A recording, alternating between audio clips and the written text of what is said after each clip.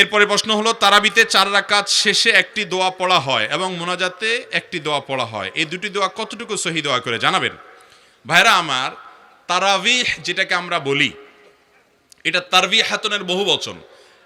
এই শব্দটি মূলত, এই সালাতটিকে মূলত তারাবি বলা হয় এই জন্য যে তারাবিহ এর মানে হলো যেটা আরাম করে করে পড়া হয়। যেটা কি করে করে পড়া হয় ভাই? আরাম করে করে পড়া হয়। 4 রাকাত পর পর যে আমরা বসে থাকি, এই বসাটাও এটা এই জন্য যাতে একটু রেস্ট হয়, এটা কোনো আবশ্যক না বসলেও কোনো অসুবিধা নেই। তো এই যে 4 রাকাত পর পর দোয়া আমরা পড়ি, সুবহানাজিল মুলকে ওয়াল মালাকুতে, এবং শেষ পর্যন্ত পুরা দোয়া আমার জানাও নাই আসলে, এই দোয়া কোনো হাদিসে বর্ণিত নাই। মুক্তাদি বেচারার তো কোনো ডিউটি নাই, তারাবিতে কোনো ডিউটি আছে? হাফেজ সাহেবরা তুফান মিল পড়ে যাচ্ছে, সে তো দাঁড়ায় রয়েছে পিছনে, কোনো কাজ আছে তার? পুরো নামাজ বলতে গেলে সে রেস্টই করতেছে একরকম, কোনো কাজ নাই তো, শুনতেছে শুধু, তাই না? মুখ দিয়ে ফেনা ছুটতেছে তো হাফেজ সাহেবের, মুক্তাদি সাহেবরা তো সব চুপচাপ। সালাম ফেরানোর পর 4 রাকাত পরে সালামটা ফিরাইতে না ফিরাইতে সবাই মিলে তালে তালে সুবহানাজিল মুলকে দিলেন টান। তো এতক্ষণ তো বেচারা রেস্টই ছিল, এখন না বরং কষ্ট হইলো, ঠিক না ভাই? ঠিক। তাহলে এই বসাটা যে রেস্টের জন্য, রেস্ট হলো কোত্থেকে? আর খোলাসা কথা হলো, 4 রাকাত পরে যে দোয়া পড়ি আমরা, এই দোয়া কোনো হাদিসে বর্ণিত বা এই টাইমে পড়ার জন্য কোনো নির্দেশিত বিষয় নয়। ইসলামে কোনো কিছু কোরআন হাদিস যদি না থাকে, নিজেরা যদি সেটাকে ইবাদত বানিয়ে নেই, কোরআন হাদিসের ফরম্যাটের মতো করে নেই, তাহলে সেটার কারণে সওয়াব না হয়ে বরং গুনাহ হওয়ার শঙ্কা আছে। এই জন্য সাবধান থাকতে হবে। 4 রাকাত পরে কোনো দোয়ার শিক্ষা ইসলাম দেয়নি আমাদেরকে, কোরআন হাদিস দেয়নি, আপনি কেন ওটা বানিয়ে পড়বেন? আমাদের অনেক যুবকরা আছে, যুবক তারাবি পড়ে না। কিরে বাবা, কেন তারাবি পড়তে যাস না? হুজুর এখন ওই যে তারাবির দোয়া মুখস্থ করতে পারিনি। আছে না নাই? অতএব এই সমস্ত ভুলভ্রান্তি থেকে আমাদেরকে বেরিয়ে আসতে হবে। আবার তারাবির এই 4 রাকাত পর পর যেরকম দোয়া আছে, একইভাবে ওই মুনাজাতের জন্য আবার একটা দোয়া, ইয়া মুজিরু ইয়া মুজিরু ইয়া মুজির সাথ শেষে দেয় আর কি। কোরআন হাদিস গেটে আমরা তো কোথাও পাই নাই যে হাফেজ সাহেবরা পড়েন, কোথাও পাইছেন একটু দেখাই দিলে আমরাও করতে পারি, নাই তো কোথাও। বুঝতে পারছেন কথা? তো এগুলো ইসলামের নামে কোনো কিছু যখন নিজেরা বানিয়ে নিব এবং ইবাদতের ফরম্যাট তৈরি করব, সেটা বিদআত হবে। মনে রাখবেন, টাকা না থাকলে এমনে চান দোকানদার চাইলে দিয়ে দিতে পারে, কিন্তু জাল টাকা দিলে মায়ের একটাও নিচে পড়বে না। আমল নাই, আল্লাহর কাছে বললেন আল্লাহ আমল বেশি করতে পারি না, যা পারছি, আল্লাহ চাইলে মাফ করে জান্নাত দিতেও পারেন, কিন্তু নকল আমল করছেন, ইসলামের নামে ভেজাল জিনিস নিয়ে গেছেন, খবর আছে, বেদাত করলে জাহান্নাম ঠিকানা।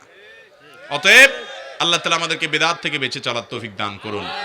আপনি বলবেন বাপদাদার 14 গোষ্ঠী করে আসছে, এখন আবার নতুন নতুন কথা শুনি। আমি বলবো বাপদাদা তো হাল চড়ছে, আপনি কেন বিদেশ গেছেন?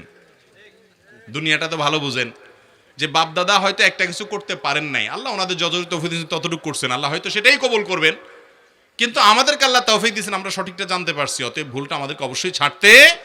আমাদের বাপদাদারা বেশিরভাগ ভালো কাজ করছেন আলহামদুলিল্লাহ, 2-4টা মানুষ হিসেবে তাদের ভুল হয়েছে, আমাদেরও ভুল হচ্ছে কিছু, হয়তো আমাদের পরবর্তী প্রজন্ম ছেলেমেয়েরা এসে ধরবে যে আমাদের অমুক হুজুরে অমুক বাপে এটা ভুল বলে গেছে। যদি ধরে কোরআন হাদিসের আলোকে ভুল প্রমাণ হয়, তাহলে আমাদেরটাও বাদ দিবেন, যেটা সঠিক কোরআন হাদিসের আলোকে গ্রহণ করবেন। মুসলমান কখনো অন্ধবিশ্বাসী হবে না। দলিল, কোরআন হাদিসের দলিলের বাইরে গিয়ে বাপদাদার 14 গোষ্ঠী করে আসছে, ওই অজুহাত দিয়া মুসলমান কখনো ভুলভাল কিছু করতে পারে। মক্কার মুশরিকরা এই কথা বলতো, যখনই আমাদের নবীজি তাদেরকে বলতো একত্ববাদে আসো, তাওহীদে আসো, তারা বলতো যে আমরা আমাদের বাপদাদাকে যে অবস্থা দেখেছি, মাল ফাইনা আলাইহি আবা আনা, আমরা সেটা ধরে রাখবো। এটা কোনো ভালো কথা না। বাপদাদা যদি ভালো কিছু রেখে যান, সেটা ধরে রাখতে হবে। একটা কথা বলি, আমাদের বাপদাদারা এই বাংলাদেশের প্রতিটি গ্রামের কিছু সৌন্দর্য ছিল, সেগুলো আমরা ধরে রাখি নাই। ওই বেদাতগুলা ভুলভালগুলো ধরে রাখছেন, ভালোগুলো সব ছেড়ে দিছেন। বাপদাদার মধ্যে অনেক ভালো জিনিস ছিল কি ছিল না?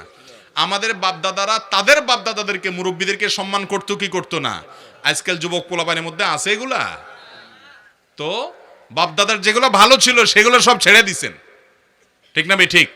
আমাদের বাপদাদারা তাদের বাপদাদার দিকে, মুখের দিকে তাকায় কথা বলার সাহস পাইতো, কি পরিমাণ সম্মান করত। বয়সে বুড়া হয়ে গেছে, এরপরে যদি মা জুতা দিয়ে পিটাইতো, নিচের দিকে তাকায় থাকতো। আর এখন 4 বছরের বাচ্চাকে একটা ধমক দিলে এমনি করে তাকায় ঘাড় মোটা করে, ঠিক না ভাই? ঠিক।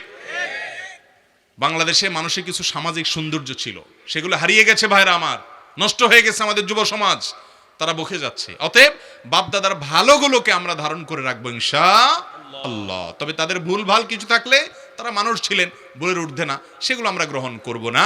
অতএব তারাবির 4 রাকাত পরপরের দোয়া, তারাবির শেষে মুনাজাতের দোয়া, এগুলো কোনোটাই কোরআন বা হাদিসের কোনো নির্দেশ নয়। আমরা তারাবির পর 4 রাকাত পর রেস্ট পেলে আমরা ওই টাইমে বসে চা খাইতে পারি, পানি খাইতে পারি, বসে থাকতে পারি, জিকির করতে পারি, এটা আমাদের ব্যাপার। কিন্তু এটা দোয়া বানায় নিব যেটা পড়তে হবে সবাই আবার সুরে সুরে তালে তাল মিলিয়ে, শরীয়তে কোনো ইবাদতের মধ্যে নিজের মন গড়া কোনো পদ্ধতি ঢুকানো জায়েজ নাই। অতএব এটা করব না আমরা। তারাবির নামাজের নিয়ত কিভাবে করব? তারাবির নামাজের নিয়ত কিভাবে করবেন? কারণ মুখস্থ আছে তারাবির নিয়ত? নামাইতুয়ান বলেন, কার মুখস্থ আছে? একজন বলেন অন্তত। তারাবির নিয়ত কে বলতে পারবে? বলেন বলেন ভাই।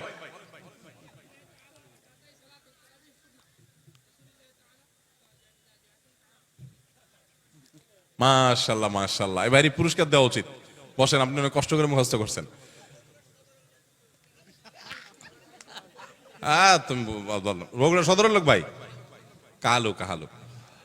আচ্ছা ভাই, তারাবির নামাজ বা যে কোনো নামাজের নিয়ত জরুরি। নিয়ত ছাড়া কোনো আমল হবে না। কিন্তু নিয়তটা হলো মনের ইচ্ছার নাম। নিয়তটা কিসের নাম? আমি ভাইকে দিয়ে নিয়তটা কেন শুনছি সেটা আপনারা জানেন? জানেন না আপনারা? আমি ওনাকে দিয়ে কেন শুনলাম বলেন তো? কে বলতে পারবেন? কে বলতে পারবেন না?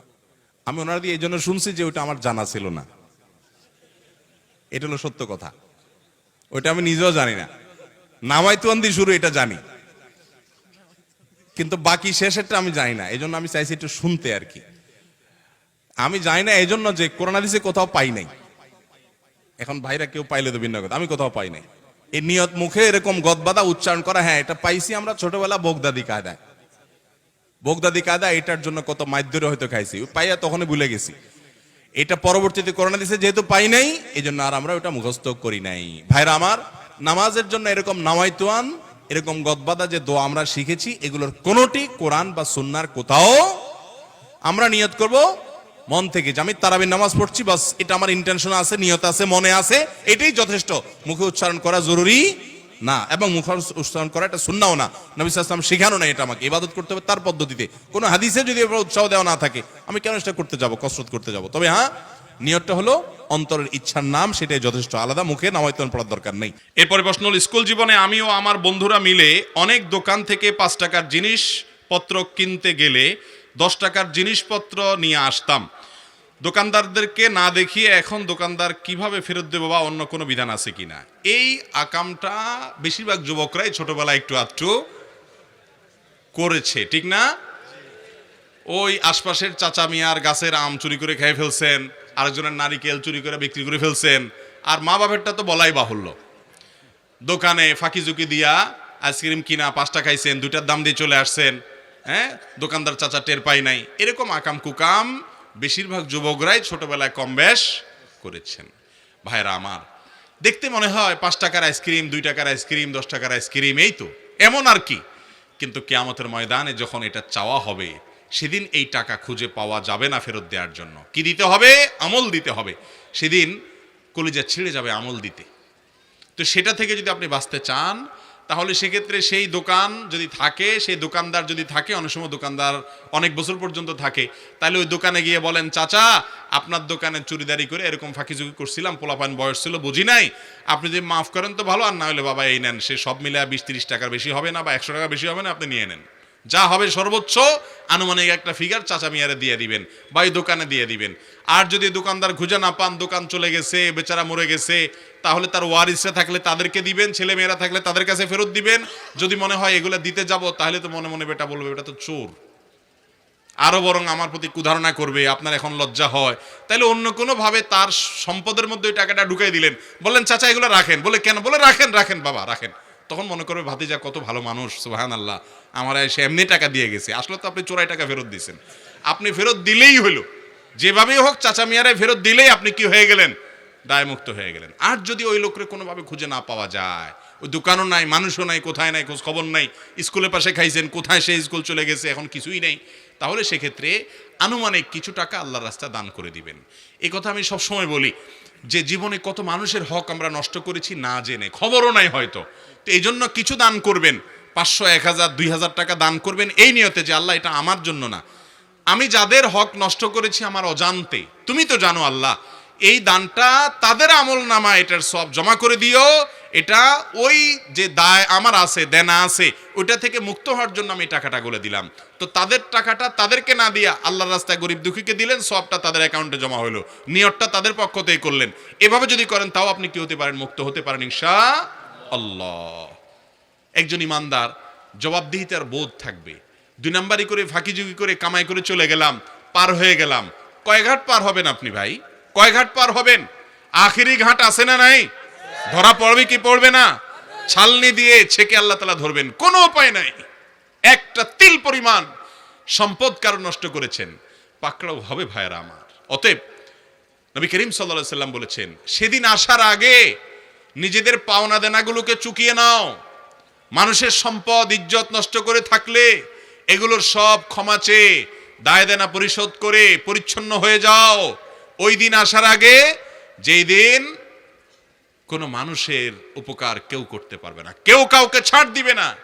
লা ইয়াজজি নাফসুন আন নাফসিন শাইআ, কেউ কারোর পক্ষ থেকে কোনো উপকারে আসবে না। সেদিন ইয়াউমা ইয়াফিরুল মারউ মিন আখি, ভাই ভাইকে দেখে পলাবে, সন্তান বাপকে দেখে, বাপ সন্তানকে দেখে, মাকে দেখে পলাবে, মা সন্তান থেকে পলাবে, ইয়া নফসি করবে। তার আগে আগে হিসাব নিকাশ ক্লোজ করতে হবে। আল্লাহ তাআলা আমাদেরকে এরকম পরিচ্ছন্ন মানসিকতার, আল্লাহর কাছে জবাবদিহিতার বোধ সম্পন্ন, নেককার, সৎ এবং আল্লাহ ভীরু মানুষ হওয়ার তৌফিক দান করুন।